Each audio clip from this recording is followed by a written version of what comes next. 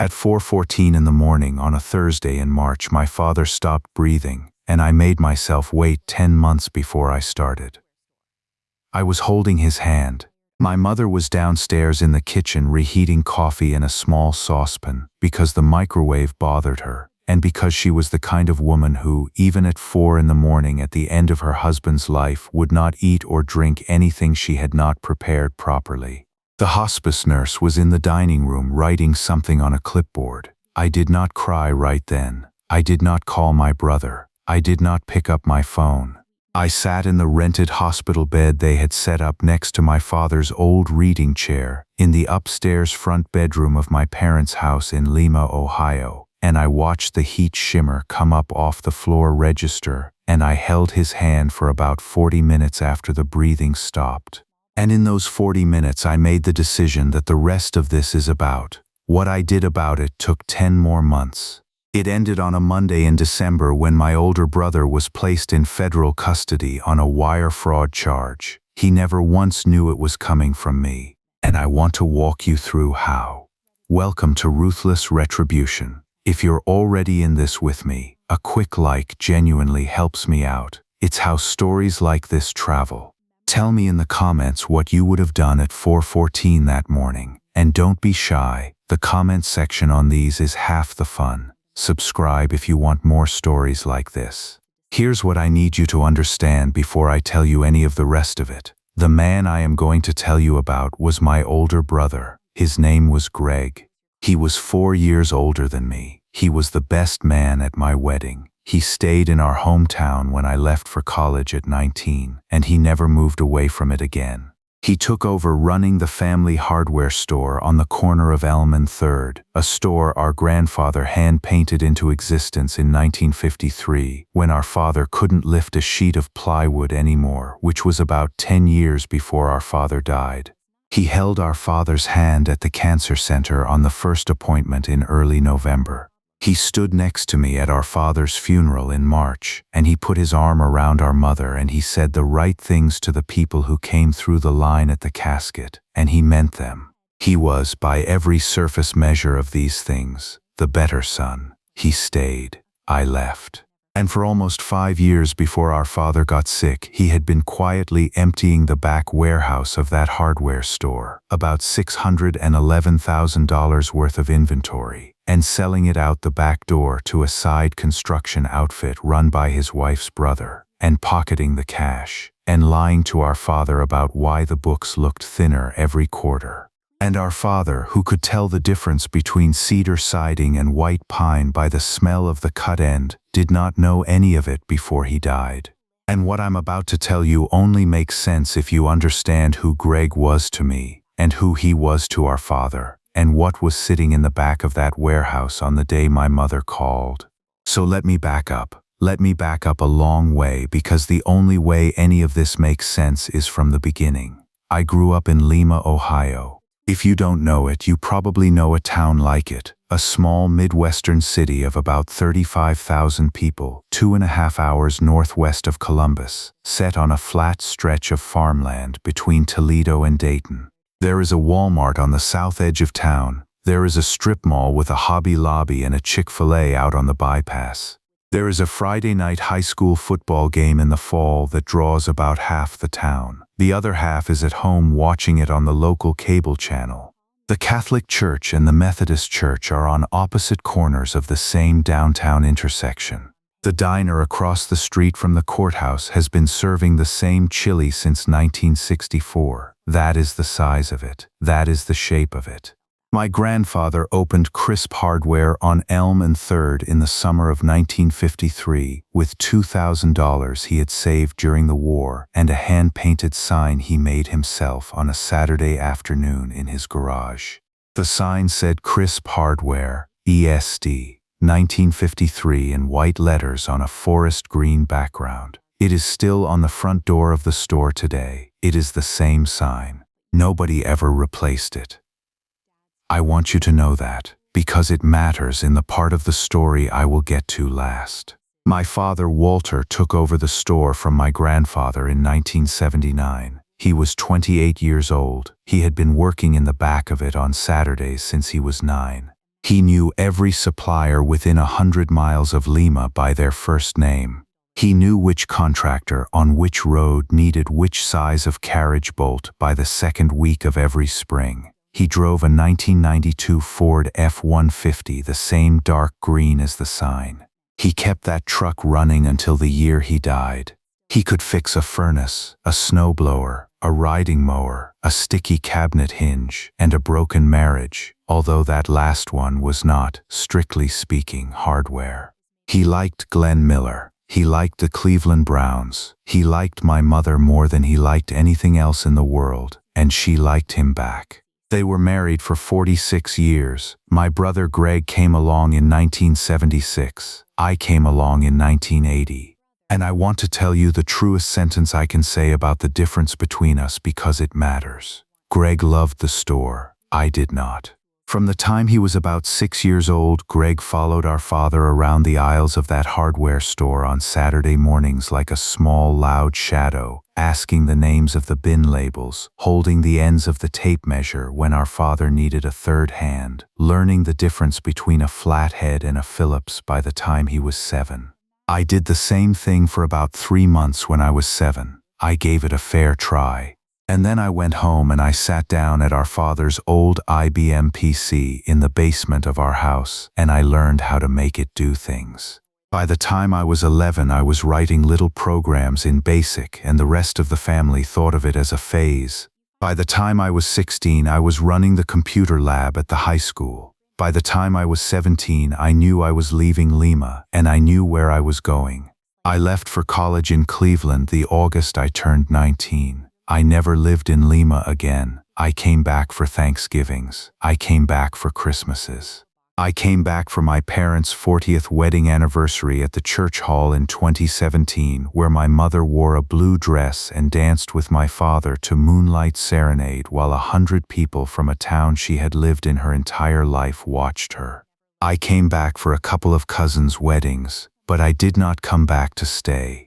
I finished my undergrad at Case Western and I went out to Seattle for a software job in 2003, and I have lived in the Pacific Northwest ever since.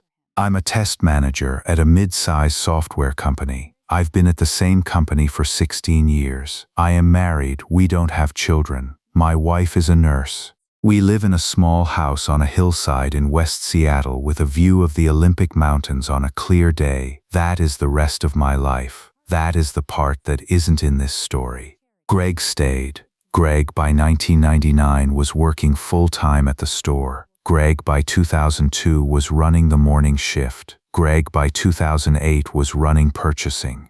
Greg by 2014, when our father couldn't lift the plywood anymore, when our father needed help on the stairs at the back of the store, when our father had to sit down in the green office chair to do the parts of the day that he had stood up for his whole working life, Greg quietly stepped into running it. He didn't ask for the title. Our father didn't officially give him one, but that is what happened, and our father loved him for it. I want to be honest about that. I want to be very honest about that. Our father, who had 2 sons, and who never once played favorites out loud, he loved Greg in a quieter, deeper way than he loved me. And he loved me too, plenty. And I knew he loved me. And I never resented Greg for any of it. Greg stayed. I left. Our father was a man who valued staying. That math was simple. I did not begrudge it. I think I would have done the same in his shoes. That is the picture.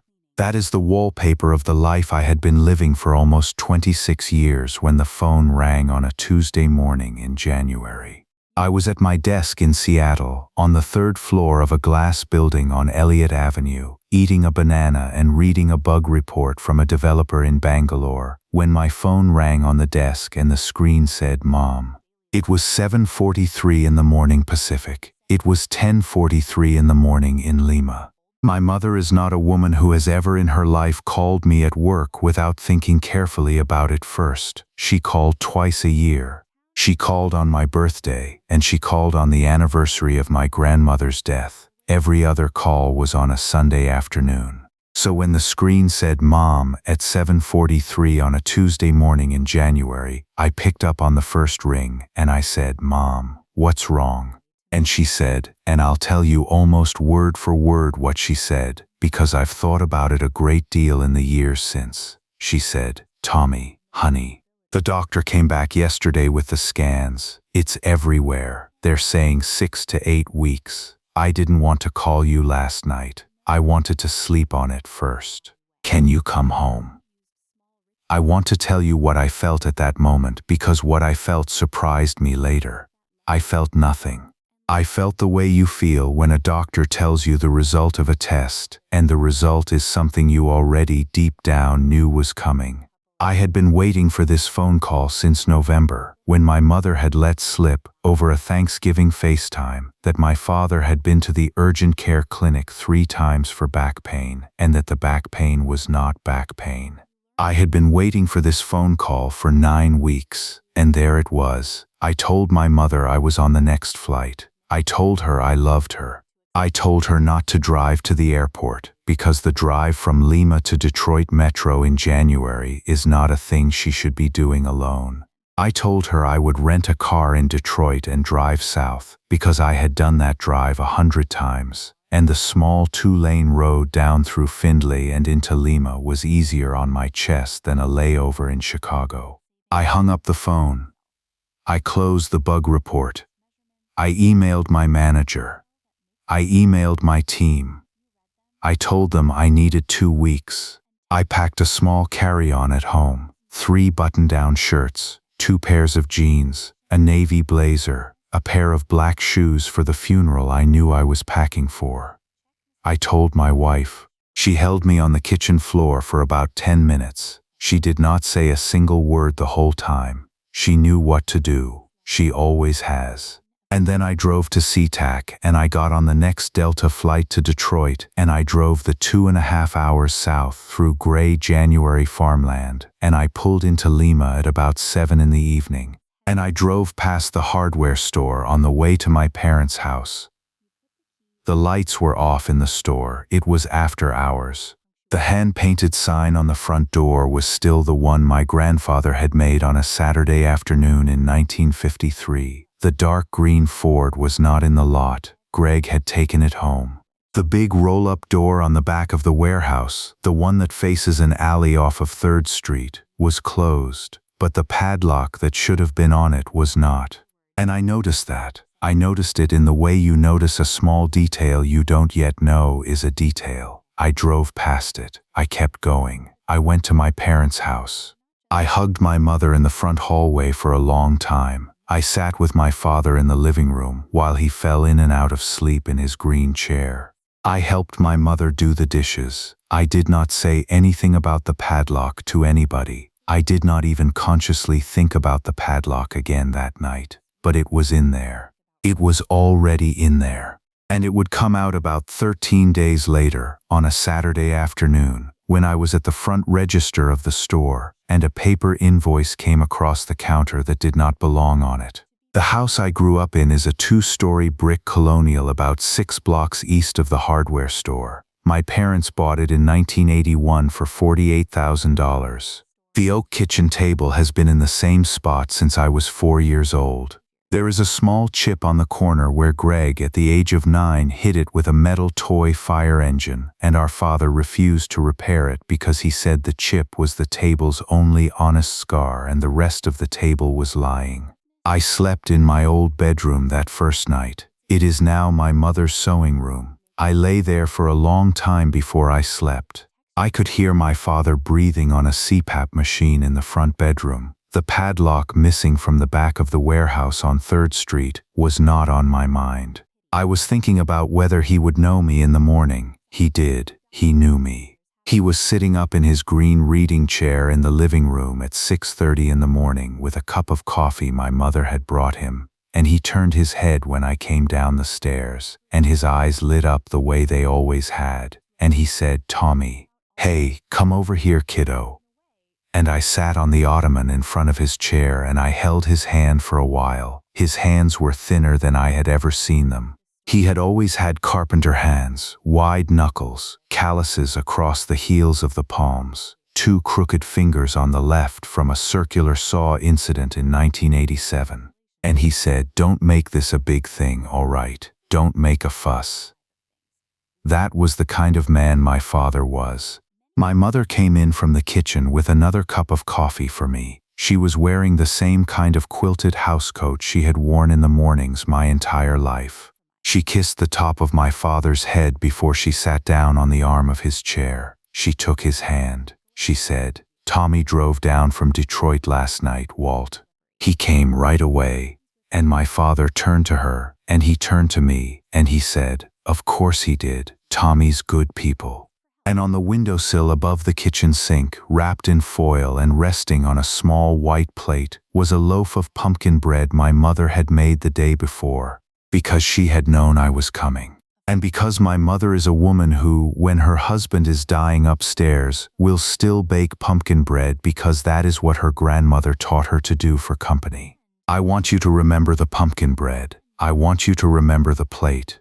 Greg came over at 3 that afternoon. He had been at the store all morning. He came in the back door in his work boots, in a forest green crisp hardware polo, with his keys in one hand and a 6-pack of beer in the other. And he hugged me hard for a long second in the kitchen, and he said, "Tommy, Jesus, thank God you're here."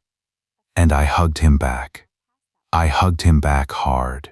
Because I had not, on the long drive down from Detroit, thought about Greg as anything but my older brother and the man who had been carrying our father every single day for the last decade while I had been 3 time zones away.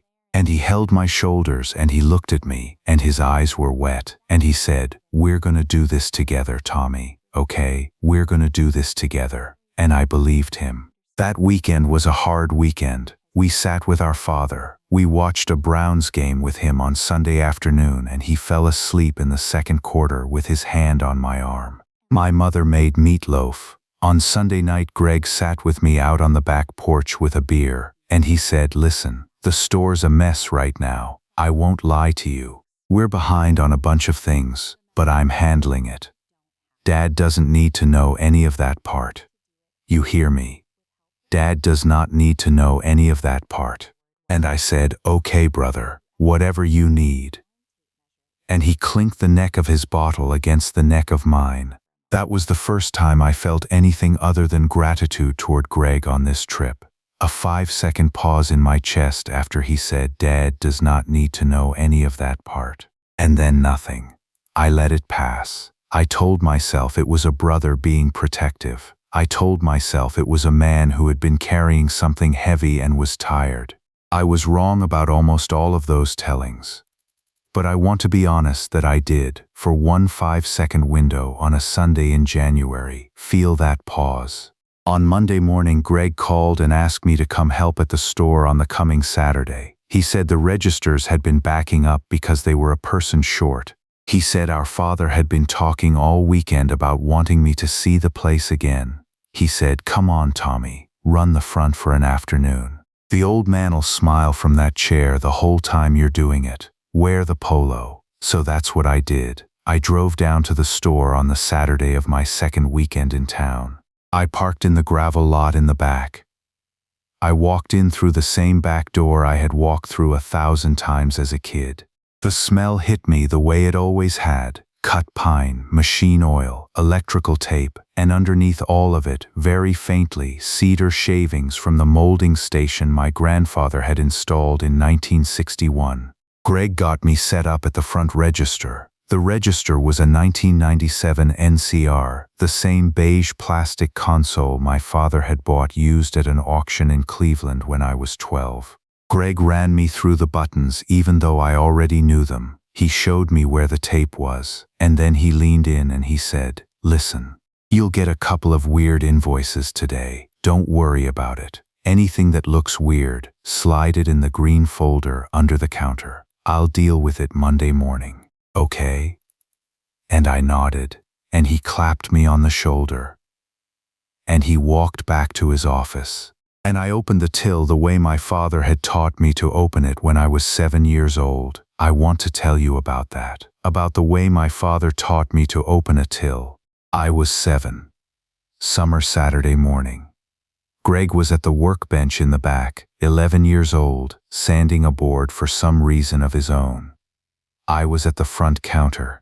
My father stood next to me. He showed me how to turn the key gently, not hard, gently, because the springs inside were old.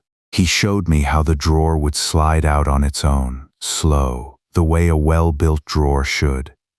And he said, "Tommy, every morning before you open the front door, you open the till, you count what's in it, you write the number on a yellow slip, you put the slip in the second drawer down. That way at the end of the day you know what was here at the start. You hear me?" And I nodded. And he said, "A till you don't count is a till you don't own." And he ruffled my hair and he went back to help my brother sand the board. I have not opened a till in my life without thinking that sentence. Not once. And that Saturday afternoon, 38 years later, on the third weekend of my father's last 7 weeks alive, I opened the till in the front of Crisp Hardware the same way he had shown me. And I had been ringing up purchases for about 3 hours when the invoice came across the counter. A guy walked up to the register. He was about 35, Carhartt jacket, baseball cap. He had a clipboard in one hand and a paper invoice in the other. He said, "Hey, I'm here for the pickup. Greg's expecting me. Just need a signature on this." And he handed me the invoice. It was for $914.82 worth of pressure-treated lumber, 4x4s, half-inch ply, and galvanized hangers. And the customer line at the top of the invoice said Riverbend Materials LLC, Fort Wayne, Indiana. And I had never in my life heard of a vendor called Riverbend Materials. I want to tell you why that mattered. Contractors in our town were named things like Tom Decker, or Henley Construction, or McFarland Builders. They were people my father or Greg had known for 30 years. They were people whose checks said their first names. They did not pick up $914 of lumber on a Saturday under an out-of-state LLC name. And the invoice itself was on a piece of generic printer paper, in a font I did not recognize from any of our templates. And the signature line at the bottom said Greg Crisp /authorized. Nobody on this planet other than Greg himself had ever, in the history of Crisp Hardware, signed an invoice Greg Crisp /authorized. Not even my father. I looked at the guy. He smiled politely. He said, "I can come back later if it's a problem." And right there I had to make a decision that lasted about 3 seconds in clock time and which made everything after it possible. I smiled at him. I picked up the pen. I signed the invoice myself, in a hand that looked exactly like a man who had no idea what he was signing. I slid the white copy across the counter. I dropped the yellow copy into the green folder under the counter, the one Greg had told me about. I said, "Take it easy, man. Drive safe." And he walked out the back door with a hand truck, and I stood at the register and my pulse was going in my ears like a washing machine. I closed the front of the store that night at 6. I walked back to my parents' house. I sat with my father for 2 hours. I ate meatloaf with my mother. I went to bed at 10. And at 11:30 I got up. I put on a coat. I took my mother's spare set of keys from the hook in the kitchen, and I drove the 6 blocks back to the hardware store. I parked across the street. I waited.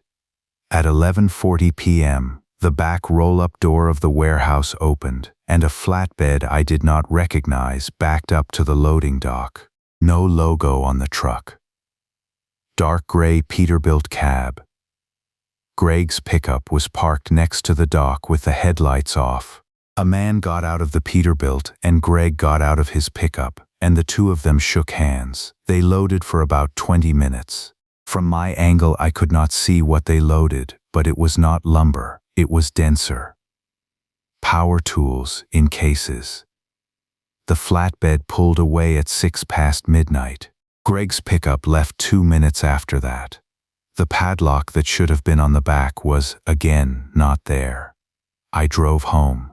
I went to bed. I lay on my back and watched the ceiling. I did not sleep that night. I did not sleep the next night either. The next morning my father called me to the side of his bed in the upstairs front bedroom. My mother was downstairs making oatmeal. He was very tired by then. He took my hand and he held it for a long time. And he said very quietly, very slowly, "Tommy, you'll do right by your brother, won't you? He's a good man. He's tired. He's been carrying this place. You'll do right by him." And I said, "Yeah, Dad, I'll do right by him." And he nodded. And he closed his eyes. And he was asleep again in about 30 seconds. I sat there with him for a while. I watched the small clock on his nightstand turn over from 8:43 to 8:44. And I thought about the words "do right by him." And I thought about the back of the warehouse at 11:40 p.m. the night before. And I made myself a promise, sitting in that chair next to my father's bed, that I would not blow up my father's last 6 weeks alive over a man who could be dealt with later. I would wait. I would smile. I would run the register and I would help with hospice, and I would do right by my brother in the public sense of the words. And I would file every single one of the private senses of the words for later. And then I leaned over and I kissed my father on the forehead, and I went downstairs, and I asked my mother what she needed me to do that day. Walter Crisp died at 4:14 in the morning on a Thursday in March, 7 weeks after he had asked me to do right by my brother. I was holding his right hand. My mother was downstairs reheating coffee. The hospice nurse was in the dining room. He went quietly. The breathing got slower, and then slower than that, and then there was a long pause, and then there was one more breath, and then there was not another one. And I sat in that small rented hospital bed for about 40 minutes, holding his hand and watching the heat shimmer off the floor register. And then I went downstairs, and my mother was at the stove, and she did not yet know, and she had a saucepan of coffee on the burner. And on the windowsill above the sink, wrapped in foil on a small white plate, was the loaf of pumpkin bread. And right there, with the bread on the plate and my mother at the stove and my father gone upstairs and my brother asleep across town in a house bought with the money he had been pulling out of the back warehouse for almost 5 years, I made the decision that everything else came from. The funeral was the following Tuesday at the Methodist Church where my mother and father had been married in 1979. About 200 people came. Greg gave the eulogy. He did it well. He cried in 2 places where you should cry, and he made the room laugh in 1 place where you should laugh, and he kept the run time under 12 minutes. He talked about our father's hands. He talked about the day our father had taught him to drive a forklift at 15 and the dent he had put in the south wall of the shop that was still visible if you knew where to look. He did not mention me by name. I noticed. I did not hold it against him at the time. At the casket, before they closed it, Greg stood next to me with his hand on my shoulder, and the church was almost empty, and he looked down at our father and he looked up at me and he said, very quietly, just the 2 of us, he said, "Tommy, you know I love you. But I want you to remember something. I stayed. You didn't. He was my father in a way he was never yours, and that's just the truth of it." I did not say anything back to him. I nodded once. I touched my father's hand in the casket one last time, the carpenter hands, still loose now, still cold, and I walked out of the church. I want you to remember that sentence. I stayed, you didn't. I want you to hold on to it. It comes back. I told my mother that evening that I was going to stay a while longer, 3 months, maybe 4. She held my hand across the table for a long time. She did not ask me why I was really staying, because my mother is a woman who does not ask questions whose answers might be heavier than she can carry, and I did not tell her. I rented a small 1-bedroom apartment out by the bypass, 10 minutes from the store. I worked remotely from the kitchen table. I went over to my mother's house every other night for dinner, and every Saturday for 10 months I ran the front register of Crisp Hardware in a forest green polo. The invoices kept coming. About 1 every 2 weeks, I started counting them. The second one came on a Saturday in April. $1,116 worth of plywood and pneumatic nailers. The same Carhartt guy, the same out-of-state LLC name. I signed it. I dropped the yellow copy in the green folder.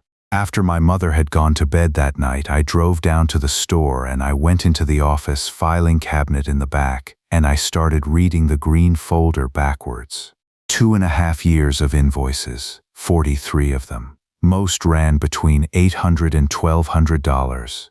2.5 years of Riverbend materials came out to $47,860, and Riverbend was not the only one. There were 3 other LLC names, 3 other variations on the same script: Pendleton Supply Co., Ash Hollow Trading, Greene County Builders LLC, all with out-of-state addresses, all paying nothing into our books and taking real product out of our warehouse.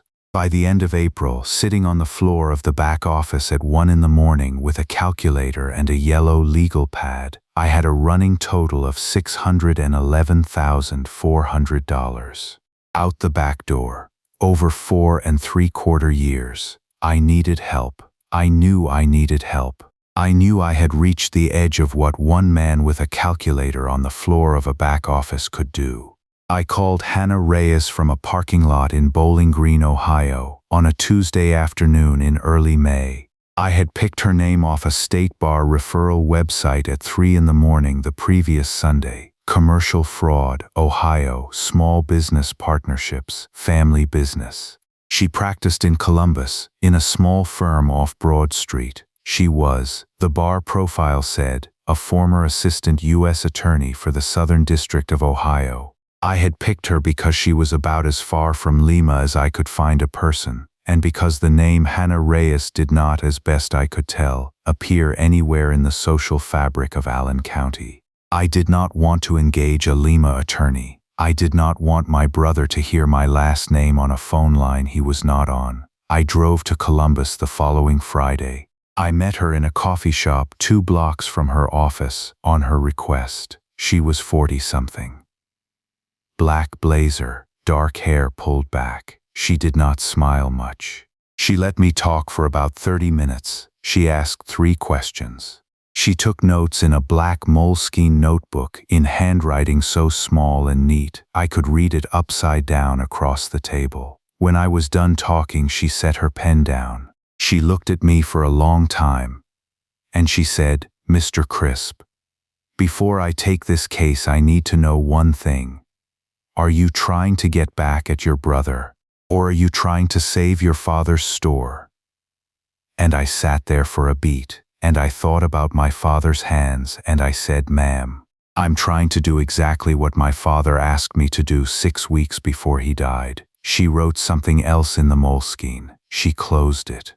She slid a fee agreement across the table. She said, "Then we have a job to do." We started in late May. Hannah brought in 2 associates and a forensic accountant. She also asked me to engage my father's longtime CPA. His name was Earl Brandt. He had been doing the store's books since 1991. He was 68 years old. He had cried at the funeral, which is not a thing accountants from Lima typically do in public. I called Earl on a Wednesday morning and asked him to come to Hannah's office that Friday. Earl drove down the 2 hours from Lima in his old Buick Regal. He came into the conference room with his briefcase. He sat down. Hannah told him in plain words what was going on. She showed him the green folder photographs. She showed him my legal pad math. She showed him the 4 LLC names, and I watched Earl Brandt's face during the explanation. He did not interrupt. And when Hannah was done, Earl closed his eyes for about 10 seconds, and he opened them, and he turned to me, and he said, "Tommy, I have been doing your father's books since you were 11 years old. Your father would have walked in front of a bus before he let this happen to that store. I am sorry I did not see it sooner. I would like to help you fix this. I will not charge your mother $1 for any of it. Are we clear?" And I said, "Yes, Earl, we are clear." And he opened his briefcase and he took out a yellow legal pad of his own, and we went to work. Earl found the rest of it inside of 3 weeks. The shell company structure. The bank accounts, the deposit pattern, the way Greg had been routing receivables. Hannah, separately, found the Indiana connection.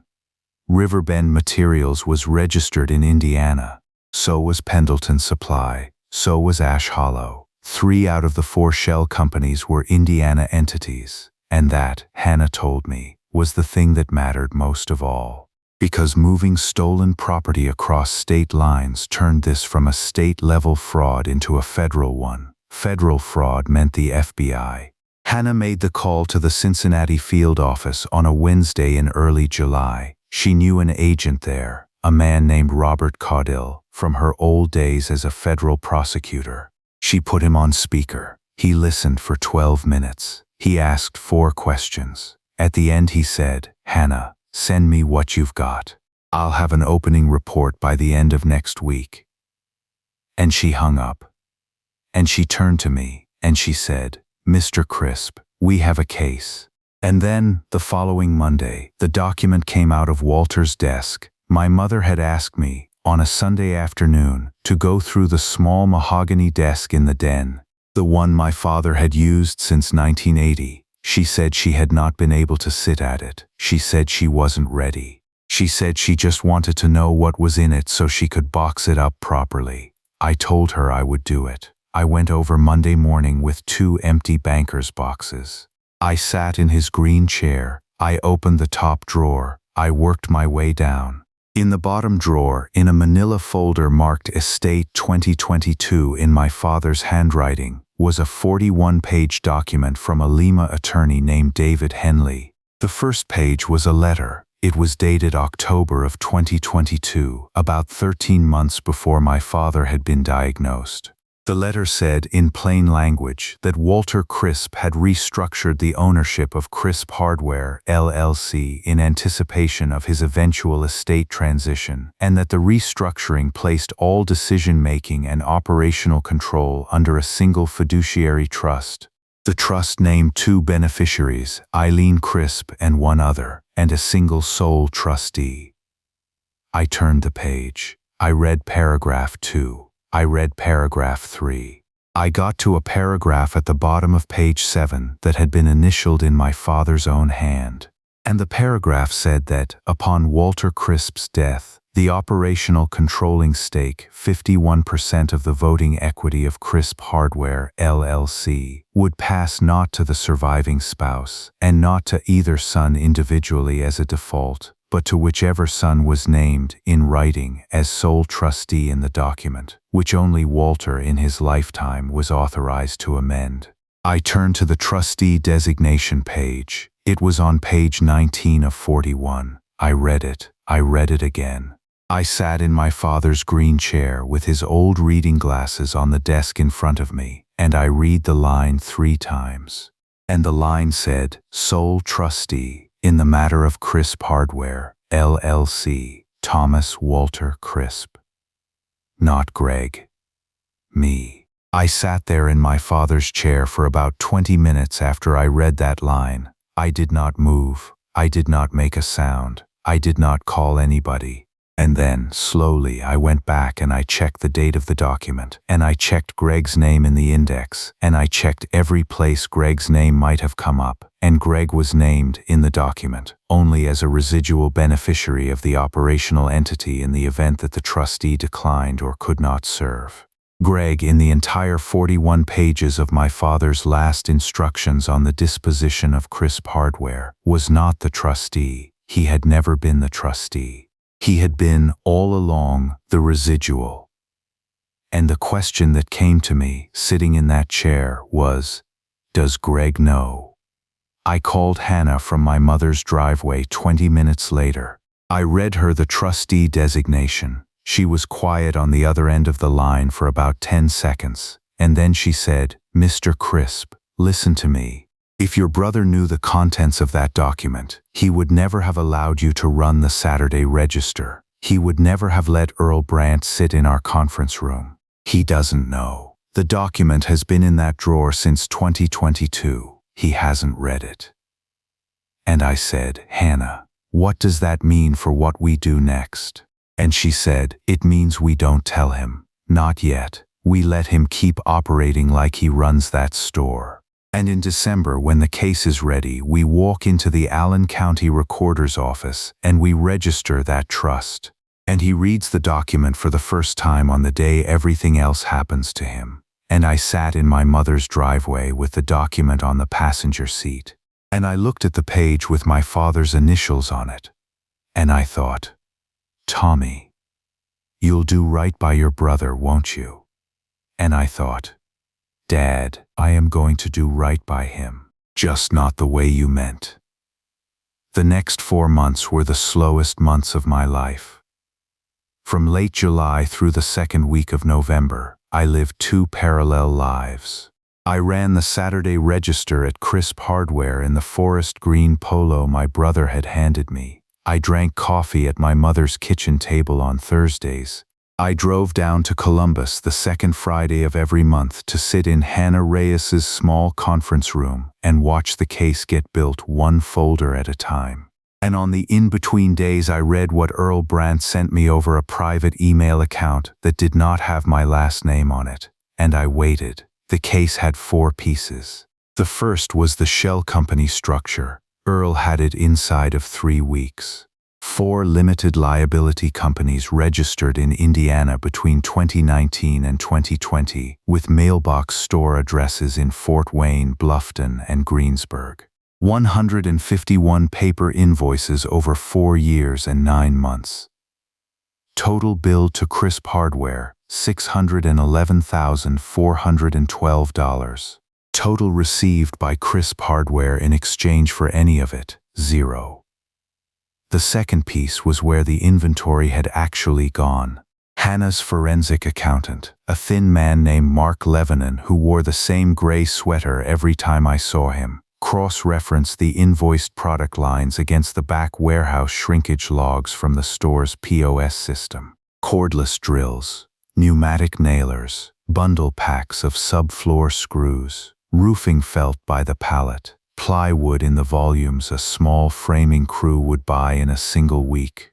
Every line item on every Riverbend invoice matched a same-week disappearance from our warehouse. The pattern was a signature.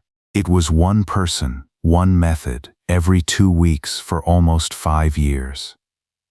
The third piece was the receiving end. Hannah's friend in Cincinnati, Agent Robert Codile, had a young analyst on his team named Priya Singh who did nothing for 4 weeks but pull state contractor license records from the Indiana Secretary of State's office and cross-reference them against Allen County residential permit filings.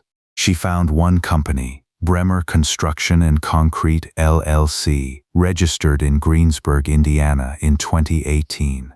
The sole member of Bremer Construction and Concrete LLC was a man named Roy Bremer. Roy Bremer lived in Lima. He was the younger brother of my brother Greg's wife, Carol. He ran a small framing crew that built spec houses on the south side of Lima for about a third of what the larger Lima outfits charged, because Roy Bremer was buying his lumber, his fasteners, and most of his power tools out of the back of Crisp Hardware for 30 cents on the dollar. Hannah laid it out for me in her conference room on a Friday afternoon in early September. She said, "Mr. Crisp, your brother and his brother-in-law have been running, by my count, the cleanest, simplest, most boring inventory shrinkage scheme I have ever seen in 21 years of doing this work. It is not sophisticated, it just was not being looked at. And nobody was looking at it because the man who owned the store is dying." The fourth piece was the cross-state line. The Peterbilt flatbeds I had seen pull out of the back lot at 11:40 on a Sunday night in February crossed the state line into Indiana about 45% of the time. That detail moved the case from state-level fraud into federal wire fraud territory. 3 federal statutes lit up at once. Agent Codile, a man of about 55 with thick gray eyebrows and a voice that never rose above a kitchen table register, told me in October that if he could get the surveillance affidavit signed by the second week of November, he could have the file in front of an assistant U.S. attorney before Thanksgiving. He got it signed on November the 8th. I spent Thanksgiving at my mother's house. Greg and Carol and their 2 teenage boys came at 1 in the afternoon. We ate at 1:30. My mother had made the turkey and the green bean casserole. Greg carved at the head of the table at the spot where my father had stood every Thanksgiving since 1979, and he said the same blessing my father had said, almost word for word. Lord, we thank you for this food and for the hands that prepared it, and for the people at this table who love each other. And I bowed my head and I said amen, and I did not move my eyes off the plate the entire time Greg said the blessing. Because if I had looked at his face during that sentence, the people at this table who love each other, I do not know what my own face would have done. Greg said, "Tommy's been great, Mom. He's been great this whole year." My mother reached over and squeezed his forearm and she said, "Both my boys have been great." And Greg looked at me across the table and he raised his coffee mug a 1/4 inch. In the small private gesture 2 brothers will make at each other across a family table, and I raised mine back. Because the alternative was to set the mug down and stand up and tell my mother, on Thanksgiving, what her elder son had been doing for almost 5 years. And I had decided, on the kitchen floor the morning my father died, that my mother would not learn the worst of it on a holiday. The date Hannah and Codil had picked was Monday the 11th of December. They picked it because warrants signed Friday afternoon would be ready to execute Monday, and because the Allen County Recorder's Office could record the trust transfer on Tuesday morning, 24 hours after the arrest, before any defense attorney could file a motion. I picked it because Carol's mother was flying in on Wednesday for an early Christmas, and I wanted Carol to have 1 full day with the news before her mother got off the plane. So Monday the 11th of December, Monday morning, December the 11th.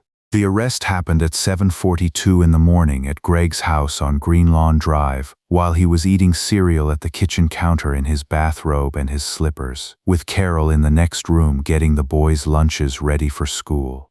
2 FBI agents in dark windbreakers, 1 Lima police officer, 1 warrant for federal wire fraud, 1 set of handcuffs.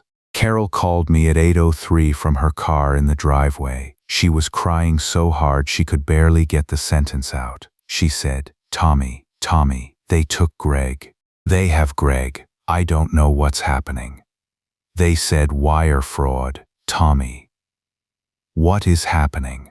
And I sat in my kitchen at the bypass apartment with the phone in my hand, and I let her cry for about 20 seconds, and then I said, and I want to be honest about exactly what I said, because I have thought about this sentence for 2 years now. I said, "Carol, take a breath. Whatever this is, we will figure it out. Stay where you are. I am on my way." I drove to my brother's house. I held my brother's wife at her own kitchen counter while she shook. The boys came downstairs and I told them their father had to go answer some questions about the store and that everything was going to be okay and that they should get their backpacks on and go to school. I drove them. I came back. I made Carol coffee in her own kitchen. I called Roy Bremer's wife from the same kitchen at 11 because I knew somebody would have to tell Carol about her own brother in the next 8 hours, and I wanted it to be me in person before the news did it. Roy's wife said Roy had not come home the night before. I said I knew. I said I would come over. Tuesday morning, December the 12th, I drove to downtown Lima in the dark. The Allen County Recorder's Office sits in a brick building on Elizabeth Street. I was there at 7:40. Hannah drove up from Columbus and met me on the sidewalk in a black wool coat with snow on the shoulders. She had a manila envelope under her arm. The clerk called my name at 8:31. Hannah did the talking. She handed the envelope across the counter. Inside the envelope was the 41-page document with my father's initials on page 7 and my name on page 19 as sole trustee. The clerk read for about 6 minutes. He notarized the back page. He stamped the front. And by 9:08 on Tuesday morning, the 12th of December, the operational controlling stake in the hardware store my grandfather had hand-painted into existence in 1953 was, by the legally recorded order of my dying father set in writing in October of 2022, 14 months before he passed, 51% mine. I sat in my car in the parking lot for about 10 minutes after that. I did not feel triumph. I did not feel anger. I felt the way you feel when you measure a piece of walnut twice and you make the cut, and the cut is straight, and there is nothing left to do but sand the corner. Wednesday morning, December the 13th. The raid on Bremer Construction and Concrete LLC happened at 6:52 a.m. at a job site on County Road 64 where Roy Bremer's crew was framing a 3-bedroom spec house. 3 FBI agents. 2 Indiana State Troopers. 1 Allen County Sheriff's Deputy. They took 14 pallets of plywood, 6 pneumatic nailers, 8 cordless drills, and a Peterbilt flatbed truck the same shade of dark blue I had watched pull out of the back lot of Crisp Hardware on a Sunday night in February. Codile had the surveillance photos from the previous March in a folder he opened on the hood of his car for me at the courthouse later that afternoon. The truck in the photo was the same truck in the lot. Wednesday afternoon, 4:30. Carol filed for divorce in Allen County Common Pleas Court. She filed for sole custody of the boys. She moved Greg's clothes onto the front porch of the house on Greenlawn Drive in 2 black trash bags at 5:15, which I know because I drove past the house at 6 and I saw the bags on the porch under the porch light. I did not stop. I kept driving. Thursday morning. My mother had figured out enough of the shape of it by Wednesday night to ask me to come over for breakfast. I went at 7. She asked me, "Tommy, did you know any of this was going to happen this week?" And I told her the truth. I told her I had known since April. I told her I had not told her because there was no version of telling her in March that did not put her at the kitchen table of every grocery clerk in Lima for a year. I told her I was sorry, and she sat there with her hands folded, and she did not cry, and she said, "Tommy, your father knew, didn't he?" And I said, "Yes, Mom, he knew enough. He set the trust up in 2022. He left it for me to handle." And my mother nodded twice, very slowly, and she said, "Then I have nothing to forgive you for. Go finish what your father started." Friday night, 11:43 p.m. My phone rang on the kitchen counter at the Bypass apartment. It was a number I did not recognize. The caller ID said Allen County Corrections, inmate call. I let it ring twice. I picked it up. The recording asked me if I would accept a collect call from an inmate named Gregory James Crisp. I said yes. Greg was on the other end of the line. He was crying. He had been crying for a long time. He said, "Tommy, Tommy, Tommy, Tommy, what is happening? Tommy, Carol left. Tommy, they came to the house. Tommy, Roy is in custody. Tommy, they took everything. Tommy, I don't understand. Tommy, I keep thinking about something Dad said, and I keep thinking about something you said at the casket, and I keep thinking about Tommy, Tommy, Tommy, I stayed, you didn't. Tommy, why is this happening to me?" And I sat there with the phone to my ear at 1:45 on a Friday in December, on the cold tile floor of an apartment by a bypass in a town I had not lived in for 26 years. And I let him talk, and I let him cry, and after about 3 minutes, gentle as anything, gentle as I have ever said any sentence in my entire life, I said, "Greg, I don't know what to tell you, brother." And he kept crying, and I let him. And after another minute I said, "Get some sleep, we'll talk after the weekend." And I hung up the phone. And I sat on the cold tile floor and I waited for any feeling at all to arrive. And nothing arrived. And outside the window, in the parking lot of the Bypass apartment complex, the snow had started. I want to tell you about a Saturday morning in February, because that is the morning that actually matters in this. Not the Monday in December when they walked Greg out of his kitchen in his slippers. Not the Tuesday morning at the recorder's office on Elizabeth Street. Not the Wednesday raid out on County Road 64. Not even the Friday night call at 1:45 when my brother said my name 8 times in a row. Those were the machine. I had built the machine, and the machine ran. The hard part was the Saturday morning afterwards. The plea hearing was on a Friday in February, about 8.5 weeks after the arrest. Greg pled guilty to 1 count of federal wire fraud, conspiracy to commit wire fraud, and interstate transportation of stolen property. The plea agreement was 36 months in a low-security federal facility in Pennsylvania, with restitution payable to Crisp Hardware, LLC. Roy Bremer pled the following Monday separately to a substantially similar package. Carol's divorce was finalized 11 months later. She kept the boys, she kept the house.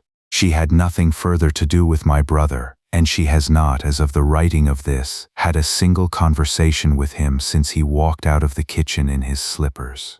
Saturday morning, the day after the plea, I woke at 5:48 in the apartment by the bypass. I had not slept much. I had not slept much in 8.5 weeks. I made coffee. I put on the forest green polo I had been wearing every Saturday for a year. I drove to the store. The light was that low gray February light you only get in the Midwest, the kind that makes the parking lots look like watercolors that someone left out in the rain. I pulled into the lot at 6:06. I unlocked the front door. I stood in the front of the store for a long time. The sign on the door was still the sign. Crisp Hardware, SD, 1953. White letters on dark green. 40-cent paint my grandfather had bought at a hardware store in Findlay in the summer of 1953 and brushed onto a flat board in his own garage on a Saturday afternoon. I want you to picture that sign because my whole grandfather is in that sign. He was 26 years old when he painted it. He came home from a war he never talked about. He saved $2,000 working at a tool and die plant on the south end of Lima for 3 years. He bought the building on Elm and 3rd with 1,100 of it. He put the rest into stock. He hand-painted the sign in his garage and he hung it on the front door on the morning of August the 14th, 1953, and he opened the store that afternoon. He died in 1991 when I was 12 years old. I sat at his funeral next to my father in the same Methodist church where, 33 years later, my father's funeral would also be held. And in 71 years of weather, on the front door of that building, nobody had ever replaced his sign. Not my father in 1979. Not my brother in 2014. Not me, last week when the keys came to me. I walked back to the till. The till sat on the front counter in the same place it had sat since 1953. It was an old, brass-cornered national cash register my grandfather had bought at an estate sale in 1957. The drawer mechanism was a small brass key turned counterclockwise, and a release lever you pressed down with the heel of your right hand, and the drawer slid out about 4 inches and you reached in and lifted the till tray out. My father had taught me how to do it when I was 7 years old. He had stood behind me. He had put his right hand over my right hand. He had turned the key, pressed the lever, lifted the tray, and then he had said very quietly, "Tommy, you count it twice. A till you don't count is a till you don't own." I had not opened that till alone in 26 years. I turned the key. I pressed the lever. I lifted the tray. I sat down on the small wooden stool behind the counter, the same stool my grandfather had used, the same stool my father had used, and I counted the contents of the till. There was $314.16 in the drawer from the prior Saturday's close. I counted it. I counted it again. The second count came out to the same number as the first. I wrote the number on a small yellow post-it. I put the post-it in the till tray. I slid the tray back in. I turned the key.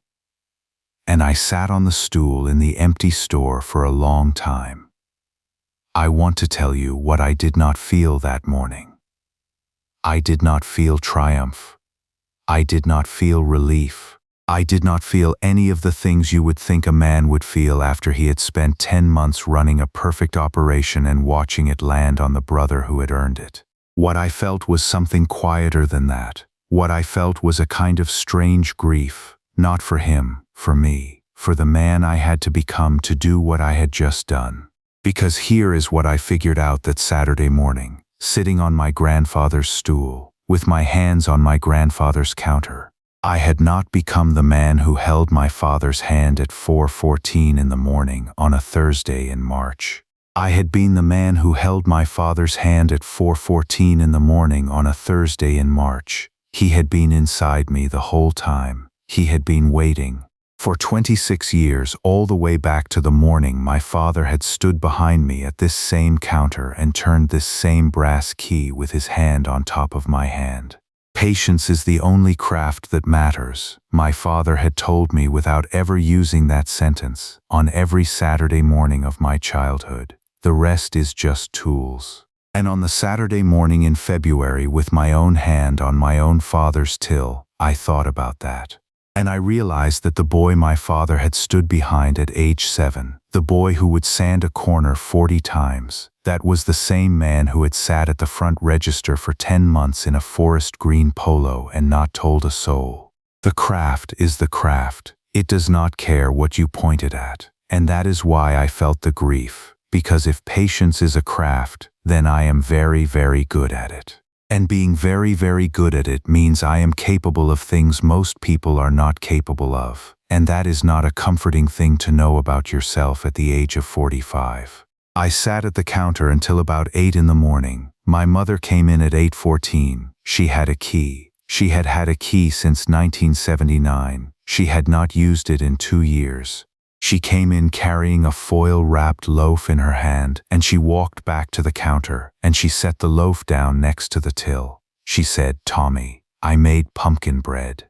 And I said, "Thanks, Mom." And she said, "You came here at 6. I drove past on my way back from church and I saw the lights on." And I said, "I needed to open the till alone, once." And she said, "I know." And she stood there for a minute.